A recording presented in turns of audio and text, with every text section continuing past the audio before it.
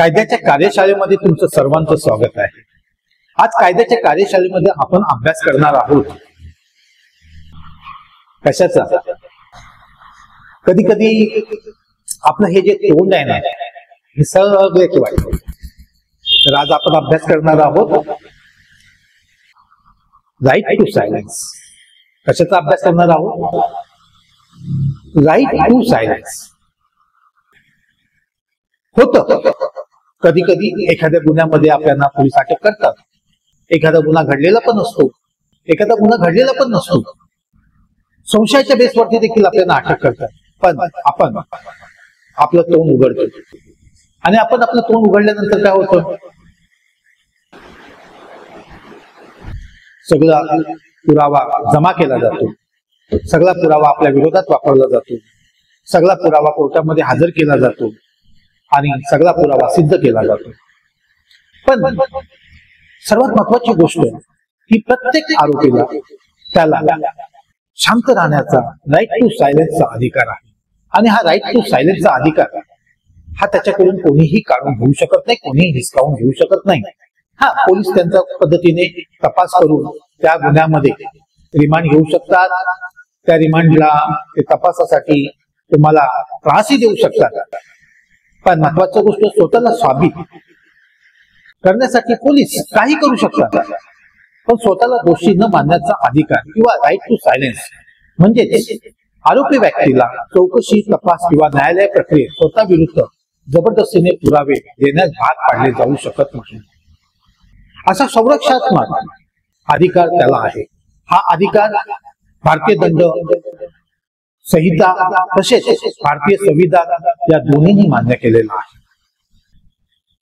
भारतीय संविधान कलम 20(3) म्हणजे आर्टिकल 20(3) नुसार कोणताही व्यक्ती स्वतः विरुद्ध साक्ष घ्यायला किंवा दोषी सिद्ध करायला भाग पाडला जाणार नाही।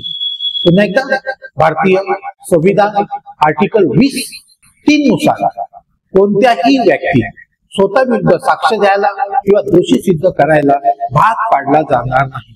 म्हणजेच आरोपी हा पोलीस वा तपास यंत्रणेला जबरदस्तीने स्वतः विरुद्ध कबुली देण्यासाठी मजबूर केला जाऊ शकत नाही। त्याचा मौन राखण्याचा अधिकार अबाधित आहे, त्याचा मौन राखण्याचा अधिकार अबाधित आहे। आता तपासादरम्यान आणि चौकशी दरम्यान महत्वाच्या गोष्टी आपण थोड्याशा डिस्कस करूया। चौकशी दरम्यान आरोपीने मौन ठेवू शकतो, त्याचे मौन ठेवणे न्यायालयात त्याच्या विरुद्ध वापरता येणार नाही। त्याचे मौन ठेवणे न्यायालयाला त्याच्या विरुद्ध वापरता येणार।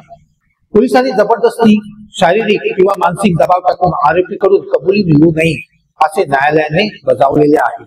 पुन्हा एकदा रिपीट करतो, पोलिसांनी जबरदस्तीने शारीरिक किंवा मानसिक दबाव टाकून आरोपीकडून कबुली मिळवू नये असे न्यायालयाने बजावलेले आहे। न्यायालयीन तपासात आरोपी मूळ साक्ष देऊ इच्छित असेल तरच तो जबाब देईल। न्यायालयीन तपासामध्ये आरोपी हा जर मूळ साक्ष देऊ इच्छित असेल तरच तो जबाब देईल। न्याय प्रक्रिया व साक्ष या अनुषंगाने न्यायालयात आरोपीला साक्ष देण्यासाठी भाग पाडता येणार नाही। जबरदस्तीने मिळवलेला कबुली जबाब अमान्य आहे। जबरदस्तीने मिळवलेला कबुली जबाब अमान्य आहे। आरोपीच्या मौनाविरुद्ध त्याला दोषी मानता येणार नाही। दोष सिद्ध करण्यासाठी संपूर्ण भार न्यायालयाने सरकारी वकील किंवा तपास यंत्रणेवरती असतो। दोष सिद्ध करण्यासाठी संपूर्ण भार हा सरकारी वकील आणि कोणाकडे असतो? तपास यंत्रणेकडे असतो। राईट टू सायलेन्स हा मूलभूत अधिकार आहे। राईट टू सायलेन्स हा मूलभूत अधिकार आहे। न्याय प्रक्रियेत आरोपीच्या स्वातंत्र्याचा, मानसिक शांतीचा आणि नैतिक हक्काचा रक्षक करता आहे। पुन्हा एकदा रिपीट करतो, राईट टू सायलेन्स हा मूलभूत मानवी हक्क आहे। न्याय प्रक्रियेत आरोपीच्या स्वातंत्र्याचा, मानसिक शांतीचा आणि नैतिक हक्कांचा रक्षण करताय। हा अधिकार म्हणजे न्यायालयात निपक्ष व सुरक्षित वागणूक तसेच कोणत्याही प्रकारच्या अन्यायाच्या किंवा अत्याचाराच्या विरोधात संरक्षण आहे।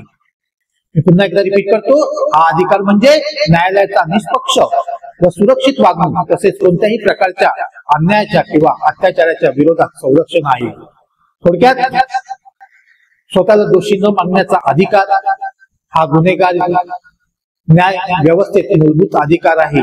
त्यामुळे आरोपी व्यक्तीवर अन्याय न होता तिचा निपक्ष सुनावणी व तिचे मौन रक्षण प्राप्त होते. बस ह्याच्यामध्ये एवढंच.